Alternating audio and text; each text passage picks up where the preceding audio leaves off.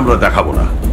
শোষক আসবে, শোষক যাবে, তবু কাগজ দেখাবো না। ভাষা আর বিপ্লব বুকে ভয় তো পিছু হটবো না, কাগজ আমরা দেখাবো না। কাগজ আমরা দেখাবো না। আত্মভূমি ভুলবে না, কাগজ আমরা দেখাবো না। কাগজ আমরা দেখাবো না। আমরা কেউ কাগজ দেখাবো না, এই হ্যাবিটটা এবার চেঞ্জ করতে হবে ভারতে।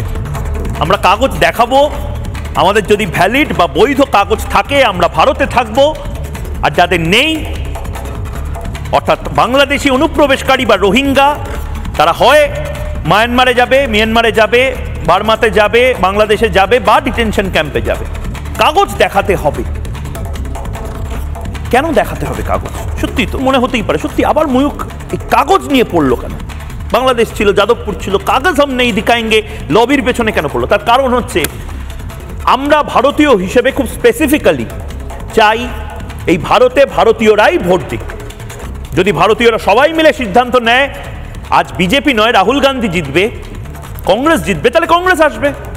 কিন্তু এই ভুতুরে ভোটার, ভোট জিহাদ, নির্দিষ্টভাবে হিন্দুদের ভোট দিতে না দেওয়া, হিন্দুদেরকে ত্রাসের মধ্যে রাখা, হুমায়ুন কবিরদের বলা যে আমরাই ভোট মেশিনারি ব্যবহার করছি, আমরাই সেটাকে কন্ট্রোল করছি, এই দিনগুলো শেষ করতে হবে।